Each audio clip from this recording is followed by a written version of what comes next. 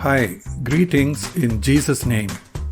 Pointers along the way are brief, Bible based messages I bring out, God willing, every Saturday, dealing with practical aspects of the Christian life.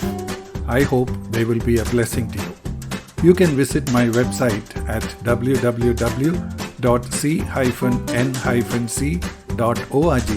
for my articles and books.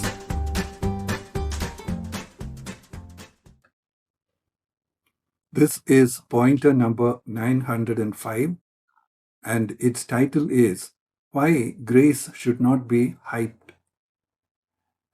God's grace as an unmerited favor is extremely attractive to people when they think they don't have to earn it.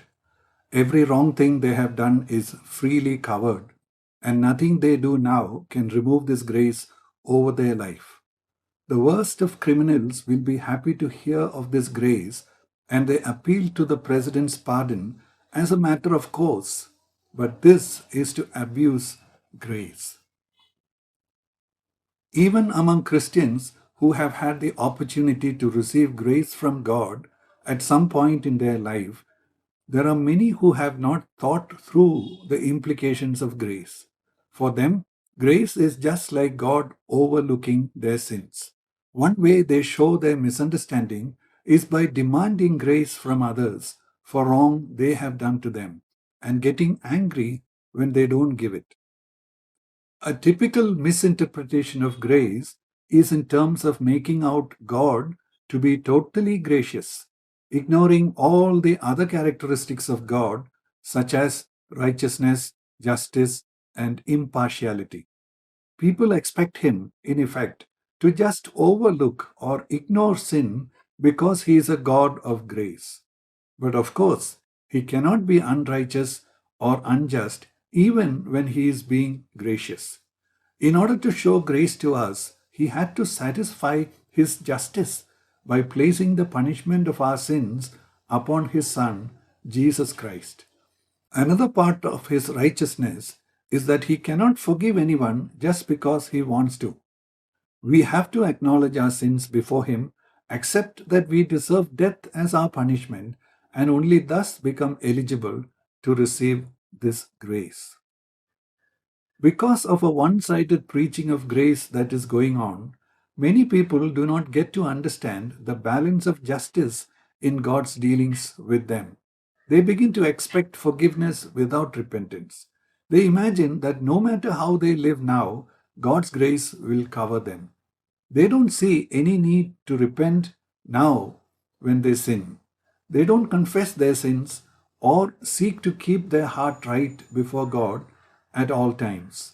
1 John chapter 1 verse 9, if we confess our sins, He is faithful and righteous, so that He will forgive us our sins and cleanse us from all unrighteousness.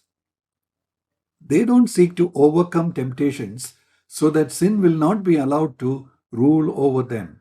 Romans chapter 6 verses 13 and 14. And do not go on presenting the parts of your body to sin as instruments of unrighteousness, but present yourselves to God as those who are alive from the dead, and your body's parts as instruments of righteousness for God. For sin shall not be master over you, for you are not under the law, but under grace. They don't realize that this way of life is, in the meantime, accumulating consequences to them, for which they blame God later. Galatians chapter 6, verses 7 and 8. Do not be deceived. God is not mocked. For whatever a person sows, this he will also reap. For the one who sows to his own flesh will reap destruction from the flesh. But the one who sows to the Spirit will reap eternal life from the Spirit. They sin against others and then demand that others should forgive them and deal with them as if nothing has happened.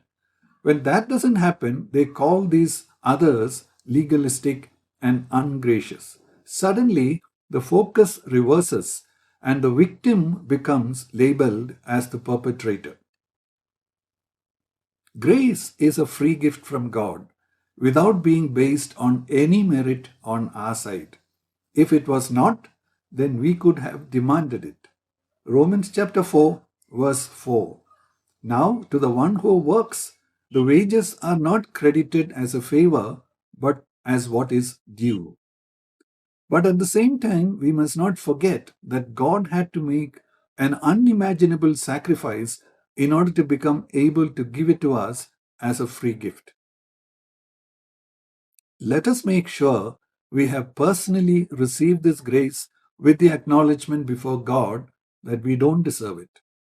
Let us also not demand it from others, but let us show it to others freely, even when we think they don't deserve it. May the Lord bless you in your life as you have listened to these words. Thank you.